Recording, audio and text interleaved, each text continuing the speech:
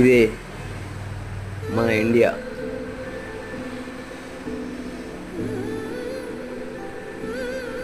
చూస్తూ ఉండండి, సర్ప్రైజ్, మీరే షాక్ అవుతారు.